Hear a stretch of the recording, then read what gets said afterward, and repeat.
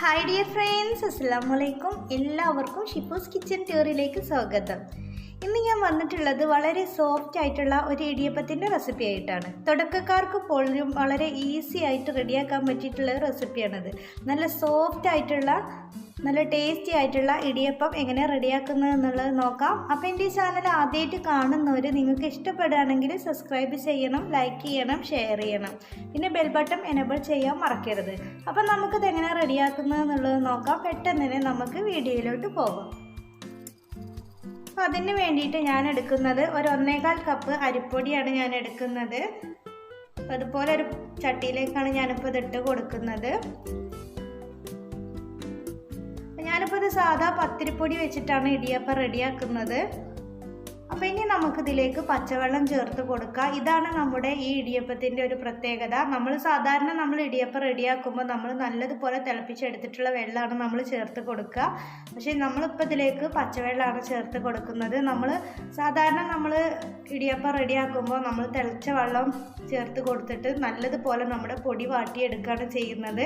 അപ്പം നമ്മൾ എത്രത്തോളം ചുടുവെള്ളം എടുത്തുക്കണോ, നമ്മുടെ പൊടി എത്രത്തോളം വെന്ത് വന്നിക്കണോ അതിനനുസരിച്ചിട്ടാണ് നമ്മുടെ ഇടിയപ്പം നല്ല സോഫ്റ്റ് ആയിട്ട് വരിക. പക്ഷേ നമ്മൾ ഇതിലേക്ക് പച്ചവെള്ളം ചേർത്ത് കൊടുത്തിട്ടാണ് നമ്മുടെ ഇടിയപ്പം റെഡിയാക്കുന്നത്. എങ്ങനെ ഇടിയപ്പം റെഡിയാക്കിയാലും നല്ല സോഫ്റ്റ് ആയിട്ടുള്ള ഇടിയപ്പം തന്നെ നമുക്ക് റെഡിയാക്കി എടുക്കാൻ വേണ്ടിയിട്ട് പറ്റും.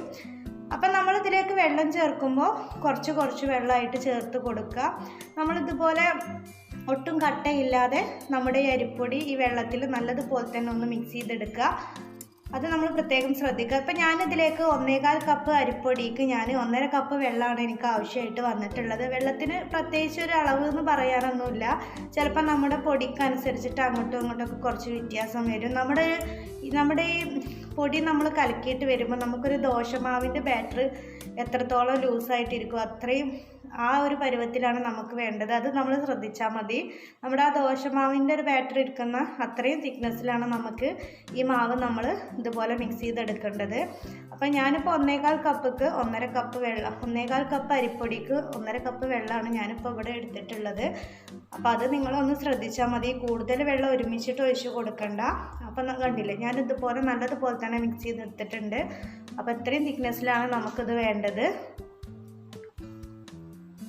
അപ്പോൾ കുറച്ച് വെള്ളം ഒഴിച്ച് കൊടുത്തിട്ട് നമുക്കിത് നല്ലതുപോലെ ഒട്ടും കട്ടയില്ലാതെ തന്നെ നമുക്കിതങ്ങ് മിക്സ് ചെയ്തെടുക്കാം. വെള്ളം കൂടുതലായി പോവരുത്, അത് നമ്മൾ പ്രത്യേകം ശ്രദ്ധിക്കണം. ഇപ്പം ഞാനിത് നല്ലതുപോലെ തന്നെ മിക്സ് ചെയ്തെടുത്തിട്ടുണ്ട്. കണ്ടില്ലേ, ഒരു ദോശമാവിൻ്റെ ബാറ്ററിൻ്റെ അതേ ഇതിലാണ് ഞാനിതുപോലെ മിക്സ് ചെയ്തെടുത്തിട്ടുള്ളത്. അപ്പോൾ 1.5 കപ്പ് വെള്ളമാണ് ഞാനിതിലേക്ക് എടുത്തിട്ടുള്ളത്. അപ്പോൾ അത് നിങ്ങൾ പ്രത്യേകം ശ്രദ്ധിച്ചാൽ മതി. അപ്പോൾ ഇനി നമുക്കിത് ഗ്യാസിൽ വെച്ചിട്ട് നമ്മളൊന്ന് കുറുക്കിയെടുക്കുകയാണ് ചെയ്യുന്നത്. നമ്മൾ ഫസ്റ്റ് പച്ചവെള്ളം ഒഴിച്ച് കൊടുത്തിട്ട് പിന്നെ അത് ഗ്യാസിൽ വെച്ചിട്ടൊന്ന് കുറുക്കിയെടുക്കുകയാണ് ചെയ്യുന്നത്. അപ്പോൾ ഇനി നമുക്കിതിലേക്ക് ആവശ്യത്തിനുള്ള ഉപ്പ് ചേർത്ത് കൊടുക്കാം. ഉപ്പ് ചേർത്ത് കൊടുത്തതിന് ശേഷം നമുക്ക് നല്ലതുപോലെ ഒന്ന് മിക്സ് ചെയ്തെടുക്കാം. മിക്സ് ചെയ്തെടുത്തതിന് ശേഷമാണ് നമ്മളിത് ഗ്യാസിൽ വെച്ചിട്ടൊന്ന് കുറുക്കിയെടുക്കുന്നത്. ഞാനിപ്പോൾ ഇവിടെ ആവശ്യത്തിനുള്ള ഉപ്പ് ചേർത്ത് കൊടുത്തിട്ടുണ്ട്. ഇനി നമുക്കിത് നല്ലതുപോലെ തന്നെ ഒന്ന് മിക്സ് ചെയ്തെടുക്കാം. മിക്സ് ചെയ്തെടുത്തതിന് ശേഷം നമുക്കിത് ഗ്യാസിൽ വെച്ചിട്ടൊന്ന് കുറുക്കിയെടുക്കാം. ഇപ്പം നമ്മളിത് ഗ്യാസിലേക്ക് മാറ്റിയിട്ടുണ്ട്. ഇനി തീ ഒരു മീഡിയത്തിലിട്ട് കൊടുത്തിട്ട് നമുക്ക് കൈയെടുക്കാതെ തന്നെ ഇളക്കിക്കൊണ്ടിരിക്കുക. പെട്ടെന്ന് തന്നെ ഇത് തിക്കായിട്ട് വരും, അത് നമ്മൾ പ്രത്യേകം ശ്രദ്ധിക്കണം. കണ്ടില്ലേ, ഇതിപ്പോൾ തന്നെ കുറുകിയിട്ട് വരുന്നുണ്ട്. അപ്പോൾ നമുക്ക് ഇത് നല്ലതുപോലെ തന്നെ ഒന്ന് കുറുക്കിയെടുക്കുക. അപ്പോൾ കണ്ടില്ലേ, ഇത് ഇതുപോലെ ചട്ടിയിൽ നിന്ന് വിട്ട് വരാൻ വേണ്ടിയിട്ട് തുടങ്ങിയിട്ടുണ്ട്. പിന്നെ നമുക്ക് ഗ്യാസ് ഓഫ് ചെയ്തിട്ട് ഇത് ഈ ചൂടോടുക്കനെ തന്നെ വേറൊരു പാത്രത്തിലേക്ക് മാറ്റി കൊടുക്കാം. ഇപ്പം ഞാനിതുപോലെ വേറെ പാത്രത്തിലേക്ക് മാറ്റി കൊടുത്തിട്ടുണ്ട്. നമ്മൾ ആ ചട്ടിയിൽ തന്നെ ചൂടോടുക്കനെ വെക്കരുത്. അപ്പം ഞാൻ വേറൊരു പാത്രത്തിലേക്ക് മാറ്റിയെടുത്തിട്ടുണ്ട്. ഇനി നമുക്കിതൊന്ന് കുറച്ചൊന്ന് ചൂടാറിയതിന് ശേഷമാണ് നമ്മൾ നമ്മുടെ ഇടിയപ്പം റെഡിയാക്കി എടുക്കുന്നത്. ഇപ്പോൾ ഇത് കുറച്ച് ചൂടാറി വന്നിട്ടുണ്ട്. അപ്പോൾ ഇനി നമുക്ക് നമ്മുടെ ഇടിയപ്പത്തിൻ്റെ അച്ചെടുത്തിട്ട്, ഞാനിപ്പോൾ ഈ അച്ചിലാണ് നമ്മുടെ ഇടിയപ്പം റെഡിയാക്കി എടുക്കുന്നത്. അപ്പോൾ അത് കുഴച്ചെടുക്കേണ്ട ആവശ്യമൊന്നുമില്ല. ഞാനിപ്പോൾ ഒരു സ്പൂൺ കൊണ്ട് തന്നെ ഇതുപോലെ നമ്മുടെ ഇടിയപ്പത്തിൻ്റെ അച്ചിലേക്ക് നമ്മുടെ മാവ് ഇട്ട് കൊടുക്കുകയാണ്. ഇനി ഞാനിപ്പോൾ ഇത് ഇഡ്ഡലി തട്ടിലാണ് നമ്മുടെ ഇടിയപ്പം റെഡിയാക്കി എടുക്കുന്നത്. അപ്പം ഞാനിതുപോലെ ഇഡ്ഡലി തട്ടിൽ കുറച്ച് എണ്ണ തൂവി കൊടുത്തിട്ടുണ്ട്. അത് ഒട്ടി പിടിക്കാതിരിക്കാൻ വേണ്ടിയിട്ടാണ് നമ്മൾ അതുപോലെ ചെയ്യുന്നത്.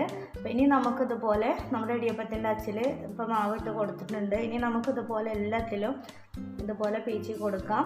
അപ്പോൾ അത് നമുക്കിതുപോലെ പ്രസ് ചെയ്ത് കൊടുക്കുമ്പോൾ തന്നെ നമുക്ക് അറിയാൻ പറ്റും അത്രയും സോഫ്റ്റ് ആയിട്ടുണ്ട്. നല്ല സോഫ്റ്റ് ആയിട്ടുള്ള ഇടിയപ്പം തന്നെ നമുക്ക് റെഡിയാക്കാൻ വേണ്ടിയിട്ട് പറ്റും. അപ്പോൾ നിങ്ങളെല്ലാവരും ഇതുപോലെ ഒന്ന് ട്രൈ ചെയ്ത് നോക്കണം. നമുക്ക് സിമ്പിളായിട്ട് തന്നെ റെഡിയാക്കി എടുക്കാൻ പറ്റിയിട്ടുള്ളതാണ്. അപ്പോൾ ഇനി നമുക്ക് നമ്മുടെ ഇഡ്ഡലി തട്ടിൽ മുഴുവനായിട്ട് ഇതുപോലെ നമ്മുടെ മാവ് ഇതുപോലെ നമുക്ക് പീച്ചി കൊടുക്കാം. എന്നിട്ട് നമുക്കിത് ഗ്യാസിൽ വെച്ചിട്ട് ആവി കയറ്റി വേവിച്ചെടുക്കാം.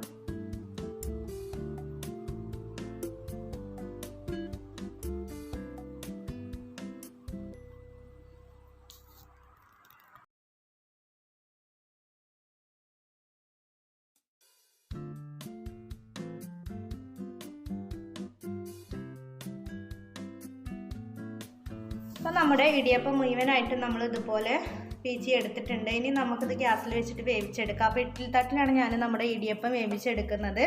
അപ്പോൾ ഇനി നമുക്കതിൽ കുറച്ച് വെള്ളം വെച്ച് കൊടുത്തിട്ട് വെള്ളം തിളച്ച് നല്ല ആവി കയറിയിട്ട് വരുമ്പോൾ നമുക്ക് നമ്മുടെ ഓരോ ഇഡ്ഡലി തട്ടും ഇതുപോലെ വെച്ച് കൊടുത്തിട്ട് നമുക്കിതൊന്ന് ആവി കയറ്റി വേവിച്ചെടുക്കാം.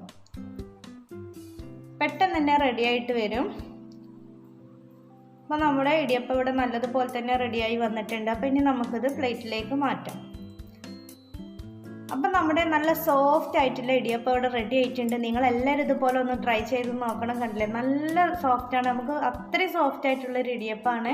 അപ്പോൾ നിങ്ങളെല്ലാവരും ഇതുപോലെ ഒന്ന് ട്രൈ ചെയ്ത് നോക്കണം. വീഡിയോ ഇഷ്ടപ്പെട്ടാൽ ലൈക്ക് ചെയ്യാൻ മറക്കരുത്. അപ്പോൾ ഇൻഷാ അല്ലാഹ് ഞാൻ വേറൊരു വീഡിയോസുമായിട്ട് വീണ്ടും വരാം.